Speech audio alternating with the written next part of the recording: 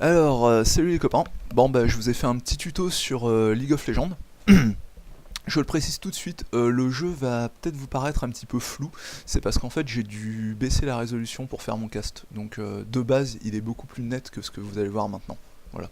C'est juste pour pas qu'il y ait d'ambiguïté.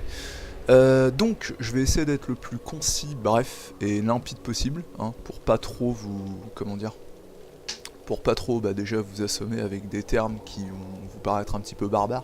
Faut savoir que League of Legends c'est un jeu qui comprend pas mal d'anglicismes, donc je vais essayer de comment dire, de les limiter au maximum. Afin de faciliter votre compréhension du jeu, ce que je vais faire une analogie avec Awesome Notes, vu qu'en fait Awesome Notes c'est un jeu qui appartient au même genre que League of Legends, à savoir c'est un MOBA. MOBA, je parlais d'anglicisme, ça c'en est un, c'est aussi un acronyme, ça veut dire Multiplayer Online Battle Arena. C'est un type de jeu en fait, dont, comme je viens de le dire, Awesome Notes et LoL font partie. Donc, Awesome Notes, c'est un jeu auquel vous avez joué tous les deux, vous voyez à peu près comment ça fonctionne. Bon, League of Legends, dans le fond, c'est exactement comme Awesome Notes. À savoir que c'est un jeu par équipe. Dans Awesome Notes, c'est du 3v3. Dans League of Legends, c'est du 5v5. Dans Awesome Notes, vous devez défoncer une tourelle, un espèce de gros compresseur vert se trouvant dans la base adverse. Dans League of Legends, c'est ce bâtiment que je vous montre ici. On appelle ça un Nexus, exactement comme le bâtiment de commandement des Protoss à StarCraft 2. Donc ça, c'est le Nexus de mon équipe. Et hop, là, je vous montre le Nexus de l'adversaire. Alors, je parle d'adversaire, petite précision également, sur cette map, il n'y a pas d'adversaire, j'ai lancé une custom game où il n'y a pas de bot, donc il n'y a que moi sur la map. J'ai fait ça pour rester au plus simple, hein. Je voulais pas ajouter de la difficulté. Si j'avais dû gérer des adversaires, ça aurait pas forcément été plus simple ça aurait pas été forcément simple à expliquer. Donc de cette façon, je peux me concentrer sur mes explications. Voilà, donc chaque équipe a un bâtiment principal, il faut le détruire. La première équipe qui s'en affranchit remporte la partie. Plutôt simple. Pour enrayer votre progression et pour vous empêcher de détruire ce bâtiment, tout comme dans Awesome Notes, on trouve des tourelles. Hop, ici, ici, ici, ici, ici. Ça, ce sont les tourelles adverses. Bref, vous pouvez voir qu'on en trouve un petit peu partout sur la map. Pour s'affranchir de ces tourelles, exactement comme dans Awesome Notes, vous avez ce qu'on appelle des creeps. En français on appelle ça des minions, ce sont des petites créatures que je vous montre là. Alors ceux-là sont des creeps qui attaquent à distance, hein. Vous pouvez voir, ils ont toute la panoplie ou l'attirail du parfait magicien, la toge, le chapeau et la petite canne. Et là vous pouvez voir des creeps un petit peu plus bourrants, hein, à savoir qu'eux ils y vont avec le maillet et le bouclier. Voilà. Dans Awesome Notes, vous savez, vous avez les petits droïdes avec les scies qui avancent tout bêtement. Bon, dans League of Legends, vous avez ces mignons-là. Le fonctionnement est exactement le même, hein. Vous pouvez tanker les coups en les laissant passer devant. Ils vous servent à détruire les tourelles et à terme le Nexus. Bref, exactement comme dans Awesome Notes. Donc voilà, Nexus tourelle, exactement comme dans Awesome Notes. En début de partie, vous choisissez un héros. Le pool de héros dans League of Legends est très largement supérieur à celui d'Awesome Notes, mais dans les faits, c'est exactement la même chose. Alors là, pour le coup, j'ai pris Annie. Hop, Annie. Excusez-moi. Annie, The Dark Child. J'ai choisi ce héros parce qu'en fait, c'est un héros très facile à obtenir. On peut l'avoir très facilement dès le début du jeu quand on commence. Et surtout, elle a des compétences qui sont pas difficiles à expliquer. De fait, j'ai pensé que ce serait plus simple pour vous. Bon, on va la laisser se présenter, hein, pour le coup. Bon, elle est un petit peu timide, hein, mais bon, on l'aime bien quand même. Je vais commencer concernant les héros. Dans Awesome Notes, vous débloquez des compétences en les achetant dans une boutique prévue à cet effet. Dans League of Legends, la donne est légèrement différente dans le sens où vous allez débloquer des compétences à l'aide de points de compétences. Et ces points de compétences, vous les gagnez en franchissant des niveaux. Hop, là vous pouvez voir sur la photo de mon avatar le petit chiffre 1 écrit en bas à droite. Ça signifie que je suis de niveau 1. Comme je suis au niveau 1, j'ai droit à un point de compétence. Et ce point de compétence, je peux le dépenser dans une des 4 compétences que je vous montre ici. Chaque héros dans le jeu a 4 compétences, plus une 5e compétence, c'est celle que je vous montre ici, qu'on appelle une compétence passive. Alors pourquoi est-ce qu'on appelle ça une compétence passive? Parce que c'est une compétence que vous n'allez pas déclencher directement. Soit elle est active durant toute la game, soit elle se déclenche lorsque des conditions particulières sont remplies. Concernant la compétence particulière d'Annie, je vais vous la montrer un petit peu plus tard lorsque j'irai en combat. J'ai dit que le point de compétence, vous pouvez le dépenser dans une des 4 compétences. C'est une demi-vérité, vu que là, en fait, vous pouvez voir que je ne peux le dépenser que dans une des 3 premières compétences. La 4e, qu'on appelle compétence ultime, est, et cela est valable pour tous les héros, la compétence la plus puissante du héros. C'est la raison pour laquelle on ne peut ajouter des points de compétence dans cette dernière qu'à des niveaux très précis. Pour mettre ça dans la pratique, au niveau 6, au niveau 11 et au niveau 18. Sachant que la limite de... le palier de niveau qu'un héros peut franchir, enfin... peut atteindre, voilà, au cours d'une game est de 18. Dit autrement, le héros, dans une partie de League of Legends, ne pourra jamais dépasser le niveau 18. Et quand vous relancez une game, il revient au niveau 1. Bref, bon, là je vais prendre un point. Vous voyez, hop, un petit onglet qui s'est affiché. Vous pouvez voir que les 3 premières compétences, il est possible d'investir jusqu'à 5 points de compétence. Une fois que vous avez mis le 5e point, la compétence est maxée et fait le maximum de dommages ou a l'utilisation maximum que vous pouvez en tirer. Pour la compétence ultime, c'est légèrement différent vu que vous ne pouvez investir que 3 points de compétence dans cette dernière. C'est dû au fait que les compétences ultimes de chaque perso sont tellement puissantes que si vous pouviez mettre plus de 3 points de compétence, ça déséquilibrerait un petit peu la partie. Hop, je vais aller en combat pour vous montrer un petit peu ça. Voilà, c'est pourquoi vous êtes limité à 3 points de compétence. Je le rappelle, les niveaux à partir desquels vous pouvez investir des points de compétence sont les niveaux 6, niveau 11 et niveau 18. Autrement dit, la première fois que vous pouvez débloquer cette compétence, c'est au niveau 6, pas avant. Hop, je vais m'éloigner un petit peu parce que j'ai encore 2-3 choses à dire avant ça. Voilà, donc pour gagner des niveaux, normal, il vous faut de l'expérience pour pouvoir passer le niveau. L'expérience, c'est la barre jaune que vous voyez, hop. L'expérience, c'est la barre jaune que vous voyez ici, en dessous de la barre d'Annie. Hop, là on va attendre un petit peu, voilà. Vous pouvez voir que là, je viens de passer le niveau 2. Pour gagner de l'expérience dans ce jeu, vous n'avez pas besoin de tuer directement une unité, il vous suffit de vous trouver à proximité de cette dernière au moment où elle décède. Bon, là en l'occurrence, comment dire, pour préserver un petit peu ma tour, je fais des dégâts. Mais fondamentalement, vous pouvez voir que si je choisis de rester là, en hold position, voilà, là en hold position, sans attaquer, vous pouvez voir que ma barre d'expérience... Allez. Bon, je suis peut-être un petit peu éloigné. Voilà. Vous pouvez voir que ma barre d'expérience, là je suis à 191. Allez.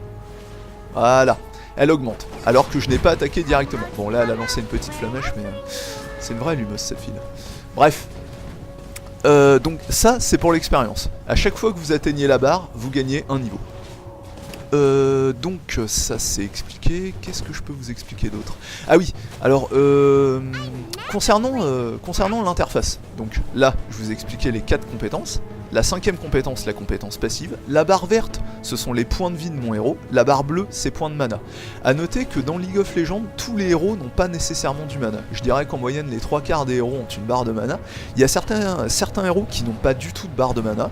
D'autres qui à la place ont une barre d'énergie, une barre de fureur. Il y en a même un qui a une barre de vapeur. Bref, on trouve une multitude de héros dans le jeu, donc la plupart ont une barre de mana, mais simplement retenez que c'est pas nécessairement le cas. Voilà. Hop, je vais débloquer mes 3 premières compétences. À côté de mes 4 compétences, celles de mon héros, vous pouvez voir 2 autres compétences. Ça, c'est ce qu'on appelle des sorts d'invocateur. Quand vous commencez une partie, vous pouvez paramétrer pour votre héros 2 sorts d'invocateur qui en fait ont des effets variés en fonction des sorts. Là, par exemple, le premier sort que j'ai pris, c'est le sort Flash. C'est probablement le sort le plus populaire de League of Legends, qui vous permet de vous téléporter sur une courte distance. Démonstration. Voilà. Vous pouvez voir que là, je suis passé à travers les deux sapins de la map pour me retrouver directement de l'autre côté. C'est un sort très utile pour s'échapper ou tout simplement pour surprendre un ennemi, pour le prendre par surprise. Le deuxième sort, Ignite, je vais pas pouvoir vous le montrer vu que c'est un sort qui ne fonctionne que contre les champions adverses et que là, il n'y a pas de champion sur la map. Bon, je vais pas vous détailler tous les sorts d'invocateurs du jeu, simplement retenez que lorsque vous démarrez une partie et choisissez votre héros, vous devez prendre 2 sorts d'invocateur et qui vous facilitent la vie durant la game. Voilà. La 3e compétence, exactement comme dans Awesome Notes, c'est la compétence de rappel, complètement gratuite, qui vous permet de revenir à la boutique. Voilà. Voilà. La boutique, elle se trouve ici. Hop, attendez, je vais vous montrer. Ouais. Je suis désolé, la souris, enfin l'écran part très très vite. C'est comme j'ai baissé la résolution et que j'ai pas réglé ma souris en conséquence. Enfin l'écran comment dire, l'écran défile à une vitesse un petit peu trop rapide pour moi. Bref, vous voyez le nain barbu avec ses grosses lunettes de soleil et son épée dans le dos qui est pas sans évoquer la Master Sword de Link dans Zelda. Lui en fait c'est le marchand. Donc si vous cliquez dessus. Contrairement à Subnauts où vous achetez des compétences, dans League of Legends vous achetez des items. Alors vous pouvez voir qu'il y en a quand même un certain nombre, hein. Ça peut paraître compliqué, mais il faut retenir déjà primo qu'en fonction du type de rôle, qu'en fonction du type de héros que vous avez pris, parce que les héros ont des rôles, je vais y venir un petit peu plus tard, en fonction du type de héros que vous avez choisi, il faut savoir qu'il y a environ les 3/4 des objets du jeu qui ne vont servir à rien. Première chose. Secondo, l'interface de Riot c'est le développeur de League of Legends, est relativement bien conçue dans le sens où on peut écrémer la recherche.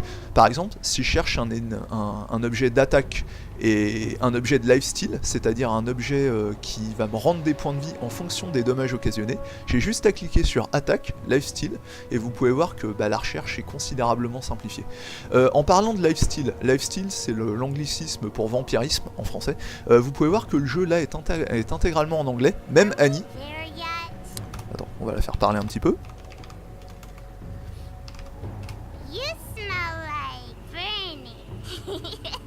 Voilà, vous pouvez voir que les doublages et toutes les indications sont intégralement en anglais. C'est parce que j'ai configuré le jeu de cette manière. De base, le jeu est intégralement localisé en français, donc vous aurez absolument aucune difficulté à vous y retrouver. Voilà, donc j'ai expliqué le marchand qui permet d'acquérir des objets.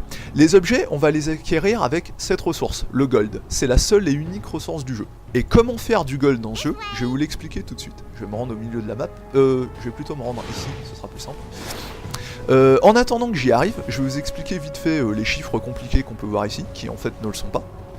Compliqués j'entends, hein, parce que ce sont bel et bien des chiffres.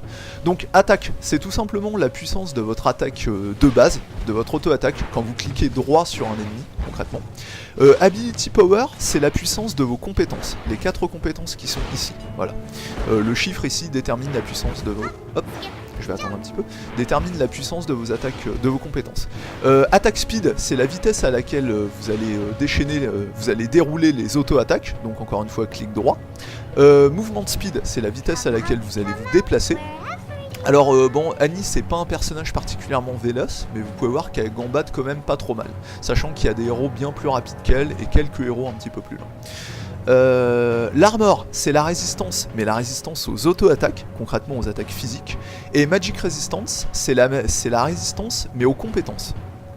De base. Ça a l'air compliqué comme ça, mais on s'y fait très vite. Faut juste prendre en compte le fait que League of Legends a comment dire, a des paramètres de RPG que n'a pas Subnauts, mais on s'y fait très très rapidement.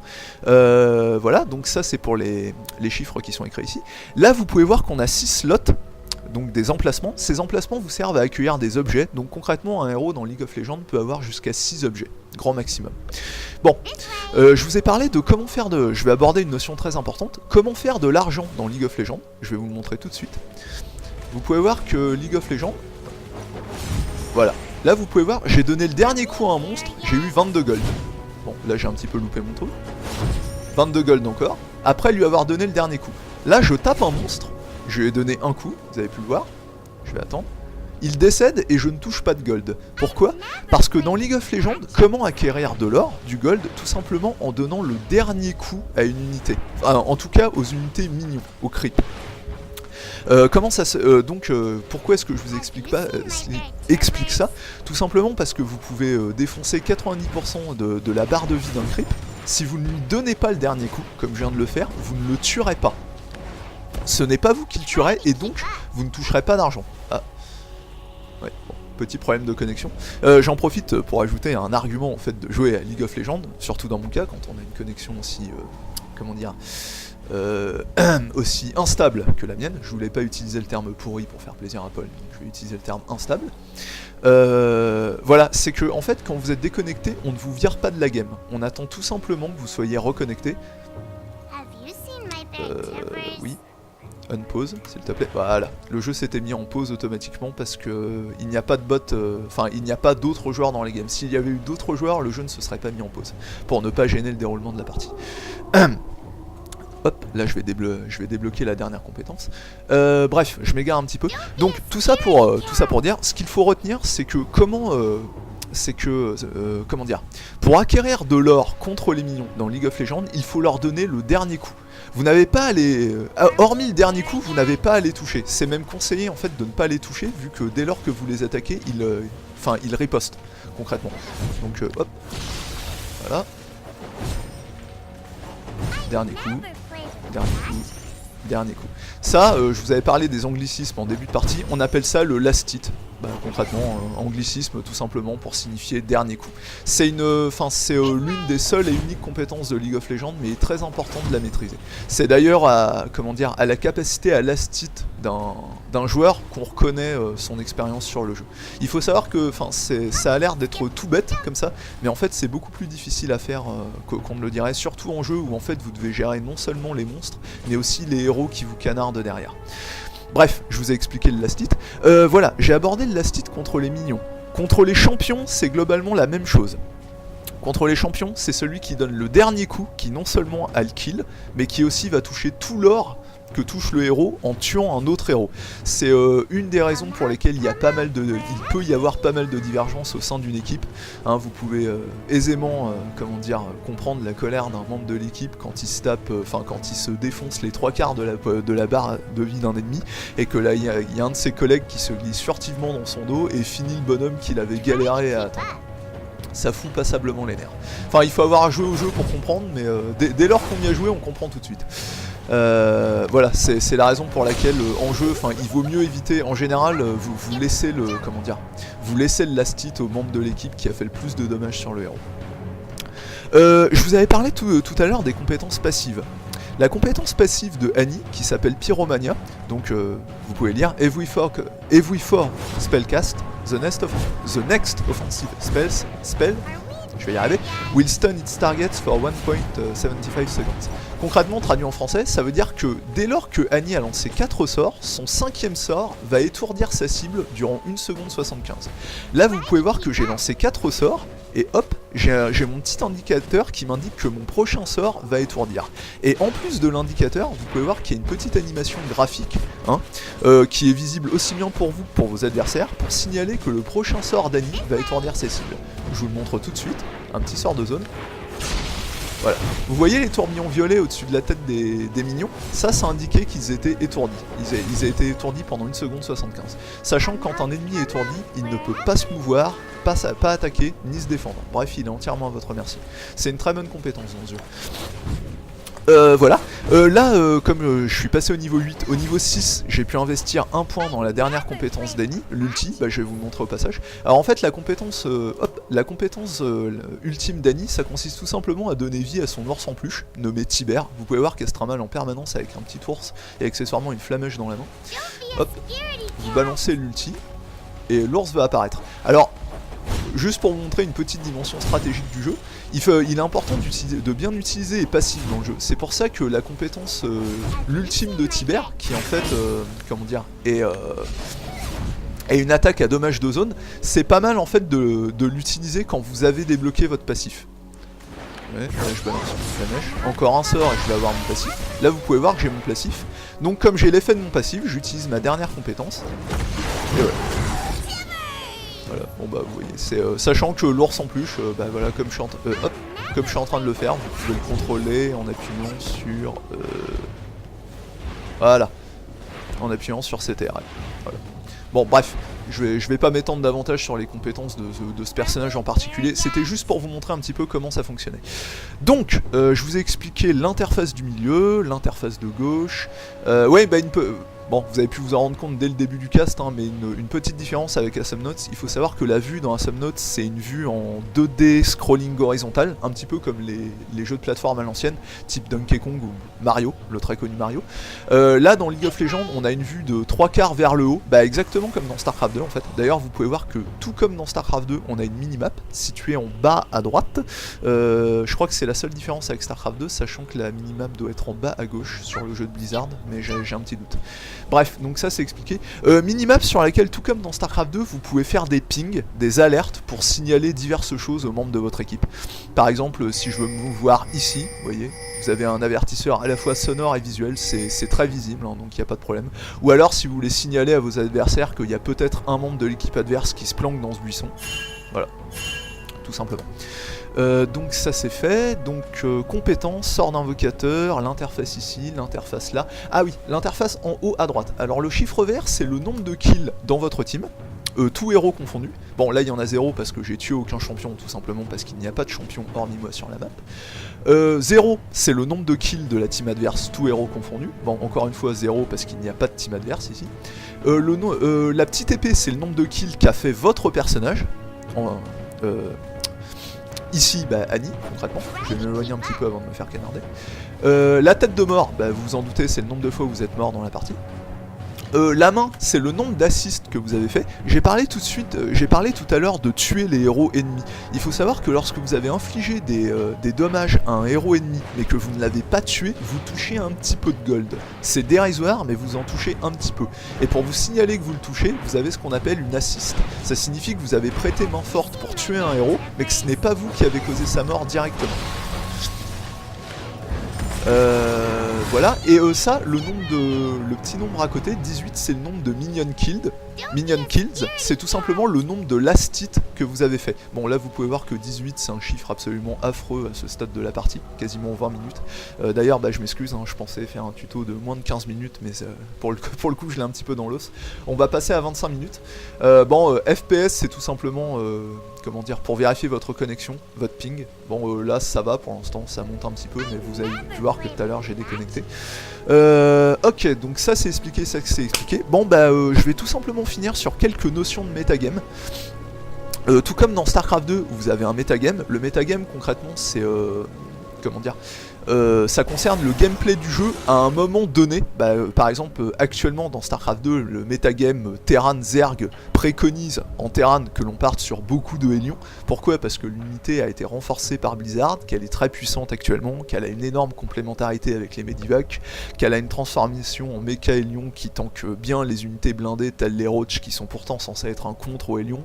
Bon bref, c'est pas un tuto sur StarCraft donc je vais pas m'étendre là, mais tout ça, ça fait partie du metagame. Dans League of Legends, on en est arrivé à un moment dans le jeu où le metagame préconise qu'en début de partie, on envoie certains héros à certaines positions. J'ai dit au début du tuto que l'équipe était constituée de 5 joueurs. Dans le metagame actuel, sur ces 5 joueurs, on va en envoyer un ici. Là, ce que je vous montre, hop, sur la minimap, c'est ce qu'on appelle la top lane. C'est encore une fois un anglicisme, tout simplement pour dire la voie du haut. Vous voyez que sur la map, c'est la voie qui vous permet d'aller en haut, tout simplement. Parce que pour accéder au nexus adverse, vous pouvez voir que on peut passer par ici, le chemin, hein, donc ça c'est la top lane. On peut passer par le milieu, qu'on appelle la middle lane, ou en plus court mid lane, c'est la voie du milieu, tout simplement. Ou on peut passer par le bas, donc c'est la bottom lane, ou plus court bot lane, voie du bas. Voilà. Donc, en début de partie, dans le metagame actuel de League of Legends, on envoie un héros sur la top lane. Ce héros, en général, on va essayer de faire en sorte qu'il soit tanky, c'est-à-dire qu'il soit très résistant. Il y a des héros dans League of Legends qui sont naturellement résistants ou qui ont des capacités à survivre face à un ou plusieurs héros. C'est spécialement ce type de héros. Vous pouvez voir qu'on a un petit indicateur entre parenthèses quand une de nos tourelles s'effondre. Hop, en l'occurrence, c'est celle-ci. Donc en l'occurrence, on va envoyer ici un héros assez tanky, ou alors avec des capacités d'évasion qui vont lui permettre de survivre. Pourquoi? Tout simplement pour qu'en middle ou en late game, il puisse tanker les coups pour sa team. Je vais me barrer parce que là ma tourelle va pas tarder à péter. Pardon. En mid lane, on va envoyer un héros qu'on va appeler un AP mid. Pourquoi AP? AP c'est l'acronyme d'Ability Power. C'est un héros dont la majorité des dégâts vont venir de ses compétences. Et l'exemple frappant de ce héros, c'est tout simplement Annie. Annie, c'est un héros AP mid. C'est-à-dire que, alors bien sûr dans League of Legends, ce que je vous dis, quand je vous parle de metagame, je vais faire plus simple, il faut bien voir que c'est pas gravé dans le marbre. Concrètement, vous pouvez jouer n'importe quel héros où vous le voulez, le jeu est très libre de ce point de vue là. C'est juste qu'il y a des héros qui en fait vont être bien plus efficaces dans certaines positions plutôt que dans d'autres. Et Annie, c'est typiquement le héros dont l'efficacité va être optimale si vous la jouez en mid lane. Voilà ce que je voulais dire.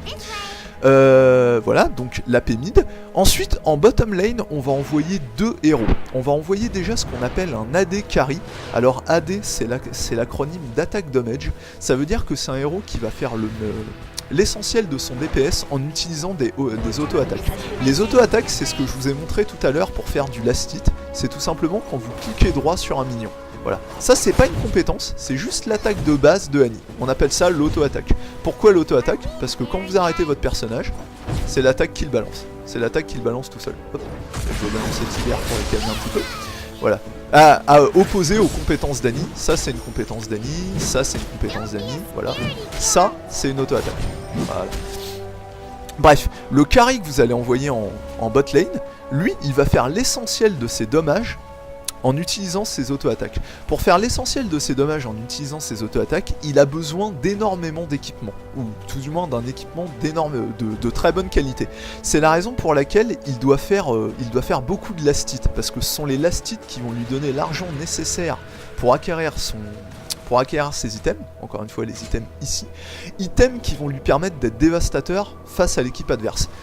Le problème du carry, le carry AD, encore une fois, pourquoi est-ce qu'on appelle ça un carry, entre parenthèses? Carry, ça vient du verbe porter en anglais, c'est tout simplement parce que c'est lui qui va porter son équipe. Le carry, concrètement, il faut voir ça comme un investissement dans le futur. On le protège en début de partie pour qu'il se paye le meilleur équipement possible, et en late et en middle game, il est devenu tellement puissant qu'en général, il est inarrêtable par l'équipe adverse. Voilà pourquoi on appelle ça un carry AD. Seulement, comme je viens de le dire, en début de game, en early game, il est très faible, tout simplement parce qu'il n'a pas l'équipement, il n'a pas encore le fric pour avoir l'équipement dont il a besoin. C'est la raison pour laquelle on lui adjoint un deuxième héros, et ce héros, c'est le support. Moi c'est le type de héros que je joue le plus souvent. Le rôle du support, ça va être déjà d'une, de veiller à ce que le carry ne meure jamais. Un bon support, concrètement, il est censé garder en vie son carry le plus longtemps possible, idéalement toute la game. Si vous faites une game sans que votre carry ne soit jamais mort une seule fois, vous avez aisément rempli votre boulot en support. Bon, bien entendu, c'est jamais aussi simple que ça, sachant que parfois il y a des problèmes de communication avec le carry de votre équipe, ou tout simplement des problèmes d'entente. Bref, vous verrez ça, vous verrez ça vous-même quand vous jouerez.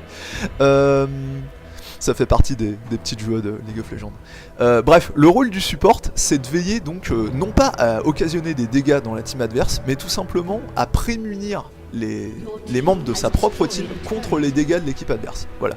Et également à donner du map control. Je vous donne quelques notions de map control vite fait. Dans StarCraft 2, vous avez le scan des Terrans, l'observateur des Protoss ou les Overlords des Zerg pour donner du map control.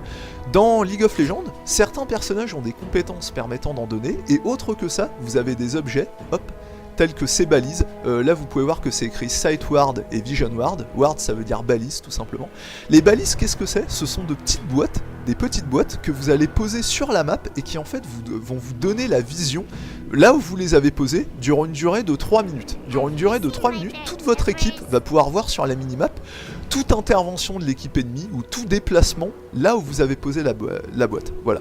Ça, c'est par exemple comment prendre le map control. C'est l'un des moyens les plus fréquents de prendre le map control dans le jeu. J'en profite au passage, vous pouvez voir que quand vous allez dans les buissons, vous êtes cloqué, un petit peu comme les DT dans StarCraft 2. C'est à savoir que toutes les personnes qui passent en dehors des buissons ne peuvent pas vous voir. Pour vous voir, ils sont soit obligés d'utiliser une compétence qui révèle les buissons, soit pénétrer, excusez-moi encore une déconnexion, soit pénétrer d'eux-mêmes dans le buisson, et dans ce cas, ils se rendent vulnérables à une attaque de votre part. Voilà, c'était juste pour vous expliquer ça entre parenthèses. Voilà, donc je vous ai expliqué les deux héros de la botlane. Vous pouvez voir que là, j'en suis arrivé à un total de 4 héros. Or, je vous ai dit qu'il y avait 5 héros dans votre équipe. Le 5e héros, toujours selon le metagame actuel, la position là où vous allez l'envoyer, c'est tout simplement ce que je vous montre sur la minimap maintenant. C'est ce qu'on appelle la jungle, en anglais la jungle.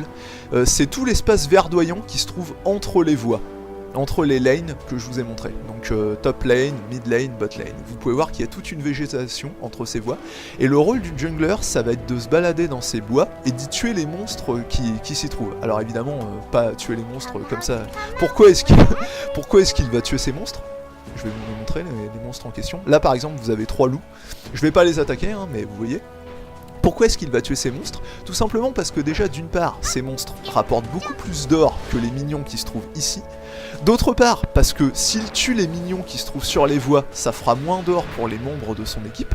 Et aussi et surtout, parce que le jungler, c'est comme ça qu'on l'appelle, hein, celui qui erre dans la jungle, on appelle ça un jungler, il a besoin d'or. Pourquoi est-ce qu'il a besoin d'or? Parce que l'attribution principale du jungler, ça va être d'effectuer des ganks.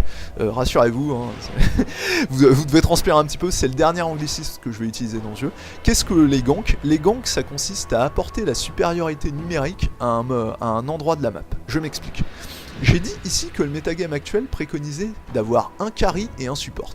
Imaginons que vous avez votre carry et votre support opposé au carry et au support adverse, soit du 2v2.